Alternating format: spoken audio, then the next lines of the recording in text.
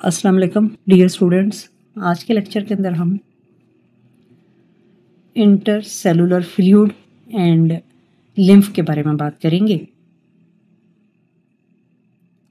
Intercellular fluid and lymphatic system components की सबसे पहले हम बात कर लेते हैं। Include lymphocytes, lymphatic vessels, lymph nodes, spleen and thymus glands. ये सारे लिम्फेटिक सिस्टम के कंपोनेंट्स होते हैं। About 1/6 of the body consists of spaces between the cells called the interstitium. हमारी बॉडी का तकरीबन 1/6 पोर्शन ऐसा है जहाँ पर के स्पेसेस मौजूद हैं सेल्स के दरमियान, और इन स्पेसेस को हम इंटरस्टिशियम का नाम देते हैं। इन स्पेसेस के अंदर एक फ्लूइड मौजूद होता है जिसको हम इंटरस्टिशियल फ्लूइड कहते हैं, या इंट्रासेलुलर फ्लूइड का नाम भी इसे दिया जाता है। इंटरस्टिशियल फ्लूइड फॉर्मेशन की हम बात कर लेते हैं। इंटरस्टिशियल फ्लूइड बनता किन चीज़ों से है? Derived by the filtration and diffusion from the capillaries. Capillaries से फिल्ट्रेशन और डिफ्यूजन, इन दो प्रोसेसेस के ज़रिए से ये इंटरस्टिशियल फ्लूइड फिल्टर होके आ रहा होता है। इसकी कंपोजिशन की अगर हम बात करें तो ये जो इंटरस्टिशियल फ्लूइड है ये सिमिलर टू द प्लाज्मा होता है। जो ब्लड प्लाज्मा है उससे मिलता जुलता ही होता है, but with much lower concentration of protein.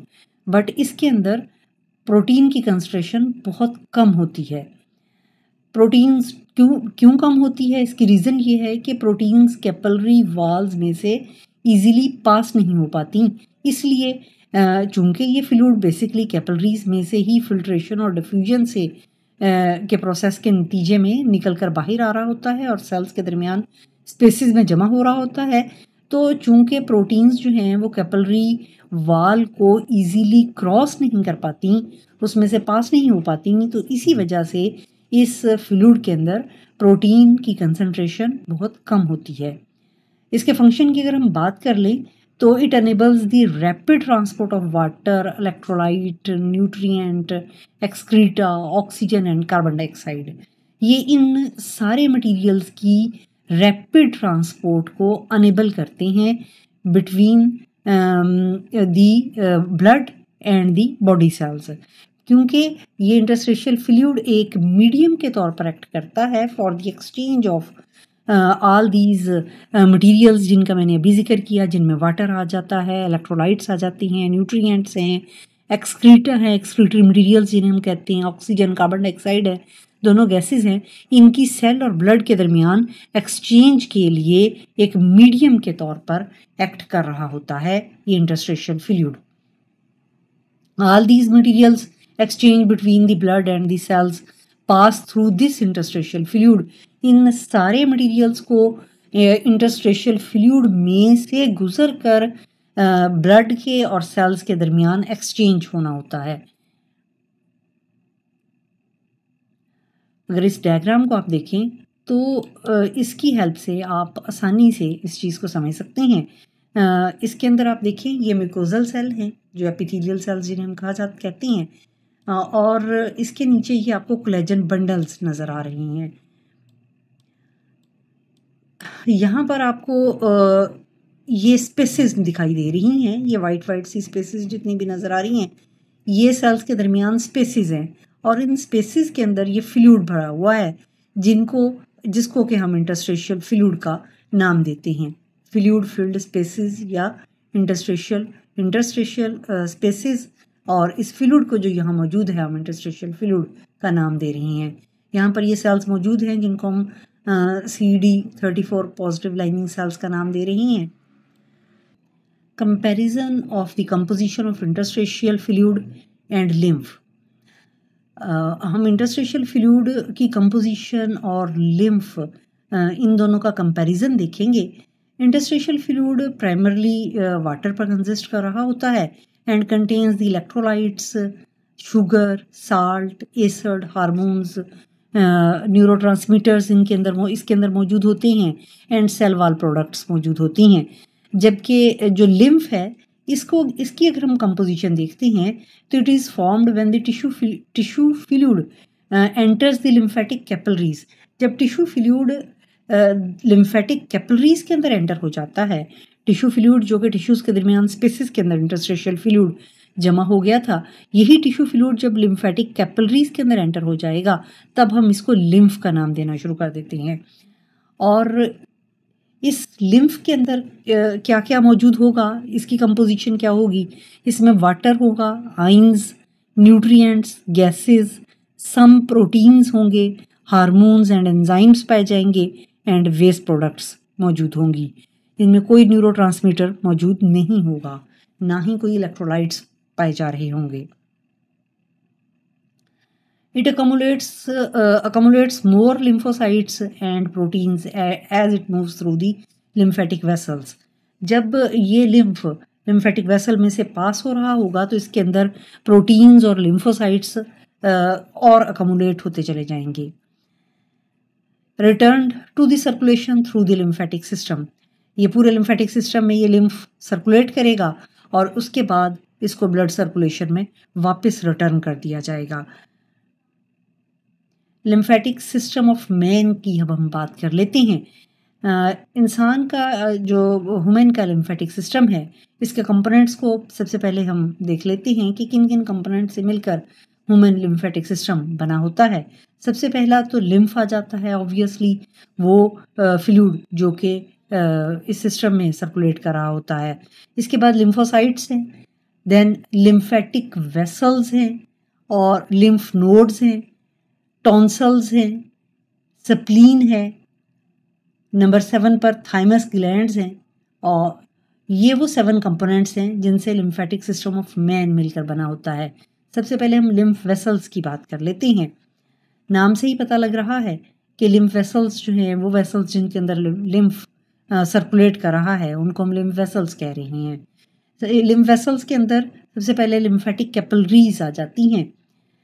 These are the microscopic vessels, closed ended tubes. ये माइक्रोस्कोपिक होती हैं और इनके जो एंड होते हैं वो क्लोज होते हैं इन ट्यूब्स के, और extended into the interstitial spaces. ये इंटरस्टिशियल जो स्पेसिस हैं सेल्स के दरमियान या टिश्यूज़ के दरमियान स्पेसिस मौजूद हैं, वहाँ तक एक्सटेंड हुई होती हैं and form complex network paralleling blood capillaries. जो ब्लड कैपिलरीज टिश्यूज़ के दरमियान एक नेटवर्क बनाती हैं, उनके पैरेलल इन लिम्फेटिक कैपिलरीज का एक कम्प्लेक्स नेटवर्क मौजूद होता है। वाल्स इनकी जो वाल्स होती हैं वो single layer of squamous epithelial cell से मिलकर बनी होती हैं। जिस तरह ब्लड कैपिलरीज की walls single layer of epithelial cell से मिलकर बनी होती हैं, तो इनकी भी वॉल्स जो हैं वो single layer of epithelial cells जो कि स्क्वेमस एपिथेलियल सेल्स हैं, जिनकी कोई प्रॉपर शेप नहीं होती, उनसे मिलकर बनी होती हैं। Allow entry of interstitial fluid into the capillary forming the lymph. ये इंटरस्टिशियल फ्लूइड को जो एपिथेलियल सेल्स हैं अलाउ करते हैं कि जो सेल्स के दरमियान फ्लूइड या इंटरस्टिशियल फ्लूइड मौजूद है वो इन एपिथेलियल सेल्स में से गुजर कर इन लिम्फेटिक कैपिलरीज के अंदर एंटर हो सके। और जैसे ही ये इंटरस्टिशियल फ्लूइड लिम्फेटिक कैपिलरीज में एंटर हो जाएगा तो तब हम इसको इंटरस्टिशियल फ्लूइड नहीं बल्कि लिम्फ कहना शुरू कर देंगे। ईच विलस जो हमारा डाइजेस्टिव सिस्टम है उसके अंदर आपको पता है कि स्मॉल इंटेस्टाइन के अंदर विलाई मौजूद होती हैं, और हर विलस के अंदर विलाई प्लूरल है और विलस एक जो सिंगुलर होता है उसको हम विलस कहते हैं। हर विलस के मिड में एक लिम्फ कैपिलरी पाई जा रही होती है जिसको हम लैक्टियल का नाम देते हैं, जो कि जो फूड हमारी स्मॉल इंटेस्टाइन में डाइजेस्ट हो रही है, डाइजेस्टिव ट्रैक्ट में डाइजेस्ट हो रही होती है, उसमें से जो डाइजेस्टेड फैट कंटेंट्स होते हैं उनको इस लैक्टियल के अंदर, जो कि एक लिम्फ कैपिलरी है जो हर विलस में मौजूद है, उसमें एब्जॉर्ब किया जाता है। लिम्फेटिक वेसल्स की अब हम बात कर लेते हैं कैपिलरीज के बाद। अब जब ये लिम्फेटिक कैपिलरीज मर्ज होती हैं तो इनके मर्ज होने पर जो लार्जर वेसल्स बनती हैं इनको हम लिम्फेटिक वेसल्स का नाम देते हैं। इनकी जो वॉल्स होती हैं लिम्फेटिक वेसल्स की, these are similar to the veins. जिस तरह वेन्स की वॉल्स होती हैं जो कि कैपिलरीज के, ब्लड कैपिलरीज के मर्ज होने से बन रही होती हैं, तो इन लिम्फेटिक वेसल्स की वॉल्स भी वेन्स की वॉल से ही की तरह की होती हैं, and contains the flap like valves to prevent the back flow. इन लिम्फेटिक वेसल्स के अंदर वॉल्व्स मौजूद होती हैं फ्लैप लाइक, जो कि लिम्फ के बैक फ्लो को प्रिवेंट करते हैं। Typically lead to lymph nodes. ये लिम्फेटिक वेसल्स लिम्फ नोड पर जाकर एंड होती हैं, और इनके मर्ज होने पर, लिम्फेटिक वेसल्स के मर्ज होने पर लार्जर लिम्फेटिक वेसल्स बन रही होती हैं, जिनको हम लिम्फेटिक ट्रंक का नाम देते हैं।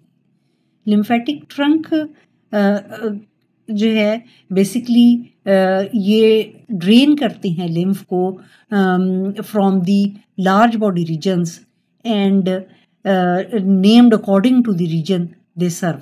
जो जिस रीजन को लिम्फेटिक ट्रंक बॉडी के जिस रीजन को ड्रेन कर रहा होता है, उसके अकॉर्डिंग लिम्फेटिक ट्रंक को नाम दिया गया होता है। These lymphatic trunks join either the thoracic duct or the right lymphatic duct. ये lymphatic trunk या तो thoracic duct के साथ जाकर ज्वाइन करते हैं, या फिर right lymphatic duct जिसे हम कहते हैं उसके साथ जाकर ज्वाइन कर रहे होते हैं। thoracic duct larger and longer duct होती है, जो कि ड्रेन करती है लोअर बॉडी पार्ट को, लेफ्ट साइड ऑफ हेड को, नेक एंड लेफ्ट आर्म को, and empties into the left subclavian vein near the left jugular junction. जो लेफ्ट सबक्लेवियन वेन होती है, जो कि बॉडी के अपर रीजन में लेफ्ट साइड पर मौजूद होती है, वहाँ पर जाकर ये थोरेसिक डक्ट इस लेफ्ट सबक्लेवियन वेन में एम्प्टी होती है, और ये बॉडी का जो लोअर बॉडी है उस पार्ट को, और left side of the body part को, जिसमें हेड की लेफ्ट साइड आ जाती है, नेक की और आर्म की लेफ्ट साइड आ जाती है, उसको ये ड्रेन कर रही होती है और लेफ्ट सबक्लेवियन वेन में एम्प्टी हो जाती है near the left jugular junction. जबकि जो राइट लिम्फेटिक डक्ट होती है, it drains the right side of the head, neck, arm and thorax and empties into the right subclavian vein near the jugular junction. Diagram में अगर आप देखेंगे तो आपको ये इजीली समझ आ जाएगा। इस डायग्राम के अंदर अगर आप देखें, इसमें आपको सब क्लेवियन वेन की लोकेशन जो है वो समझ आएगी, जहाँ पर के आकर लिम्फेटिक थोरेसिक डक्ट एम्प्टी हो रही होगी। ये राइट सबक्लेवियन वेन आपको दिखाई दे रही है, ये राइट साइड पर जो मौजूद है, और ये लेफ्ट सबक्लेवियन वेन आपको नज़र आ रही है, जो कि बॉडी के लेफ्ट साइड पर मौजूद। जो राइट सबक्लेवियन वेन है, ये आगे जाकर सुपीरियर वेना कैवा में एम्प्टी हो रही है। वेना कैवा नज़र आ रहा है, ये सुपीरियर वेना कैवा नीचे से जा रहा है। राइट सबक्लेवियन वेन आगे जाकर इंफीरियर वेना कैवा में एम्प्टी हो रही है, सुपीरियर वेना कैवा में एम्प्टी हो रही है। ये सुपीरियर वेना कैवा आपको नज़र आ रहा है, और ये नीचे से जो आ रहा है ये इंफीरियर वेना कैवा है। ये देखिए, ये इंफीरियर वेना कैवा आपको नज़र आ रहा है। अब जो लेफ्ट सबक्लेवियन वेन है, इसमें आकर एम्प्टी होगी थोरेसिक डक्ट, और जो राइट सबक्लेवियन वेन होगी, इसके अंदर आकर एम्प्टी होगी राइट लिम्फेटिक डक्ट। यहाँ पर आप लिम्फेटिक सिस्टम ऑफ वुमेन को देख सकते हैं। इसमें लिम्फेटिक सिस्टम ऑफ मैन दिखाया गया है, जिसमें different parts of lymphatic system दिखाए गए हैं, जिसमें आपको ये थोरेसिक डक्ट नज़र आ रही है, जो लेफ़्ट साइड पर बॉडी के लेफ़्ट रीजन को ड्रेन कर रही है, और ये सर्विकल लिम्फ नोड्स आपको नज़र आ रही हैं, जो सर्विक्स के रीजन में मौजूद हैं। ये थाइमस आपको नज़र आ रहा है, ये एक्सिलरी लिम्फ नोड्स आपको नज़र आ रही हैं आर्मपिट्स के पास। ये स्प्लीन है जो आपको मिल रही है। Lymphatics of the upper limb आपको नज़र आ रही हैं यहाँ पर। इसके अलावा अगर आप देखें तो यहाँ पर आपको पेल्विक लिम्फ नोड्स भी नज़र आएंगी पेल्वस वाले रीजन में जो कि मौजूद हैं, ये सारी लेफ्ट और राइट साइड पर। और lymphatics of the lower limb आपको नज़र आ रही हैं, ये सारी लिम्फ जो कि लोअर लिम्ब में मौजूद हैं, लिम्फ वेसल्स, वो सारी आपको यहाँ पर दिखाई दे रही हैं। इस डायग्राम को अगर आप देखें तो इसके अंदर आपको लिम्फेटिक सर्कुलेशन जो है वो समझ आ जाएगी आसानी के साथ। ये सिस्टमेटिक कैपिलरीज, ब्लड कैपिलरीज जो आपको सिस्टमिक सर्कुलेशन की दिखाई दे रही है, उनका बेड है, मौजूद है। और यहाँ पर अगर आप देखें तो हमने कहा था कि जो सिस्टमिक कैपिलरीज हैं उनके पैरेलल ही लिम्फेटिक कैपिलरीज मौजूद होती हैं। ये आपको जो ग्रीन कलर की नज़र आ रही हैं, ये लिम्फेटिक कैपिलरीज है जो कि इन सिस्टमेटिक कैपिलरीज के पैरेलल पाई जा रही हैं। और ये टिश्यू फ्लूइड है, जो स्पेसेस यहाँ गैप मौजूद हैं, यहाँ पर टिश्यू फ्लूइड मौजूद होगा। और जो ये लिम्फेटिक कैपिलरीज हैं, ये यहाँ पर जाकर इन स्पेसेस में, इंटरस्टिशियल स्पेसेस में ब्लाइंडली एंड हो रही हैं और टिश्यू फ्लूइड यहाँ से इनके अंदर एंटर हो रहा है।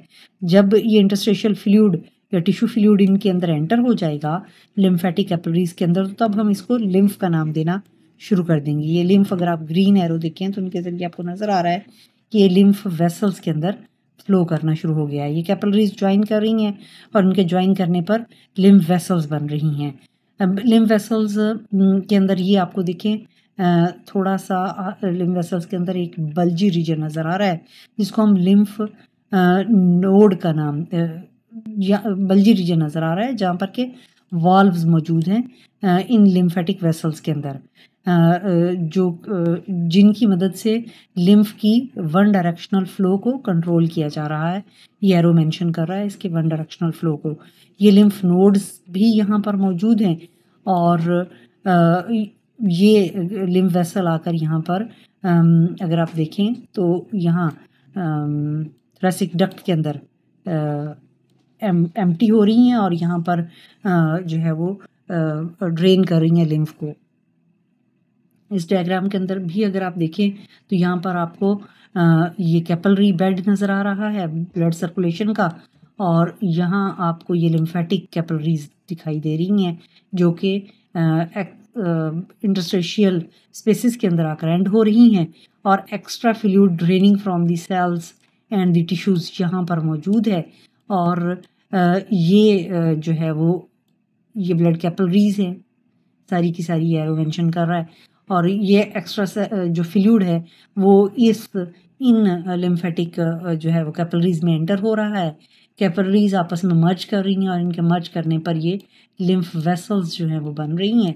ये लिम्फ वेसल्स जो हैं, ये देखिए एरो मेंशन कर रहा है, ये लिम्फ वेसल बन चुकी हैं। ये लिम्फ वेसल्स अब इस लिम्फ को लेकर आगे फ्लो कर रही हैं।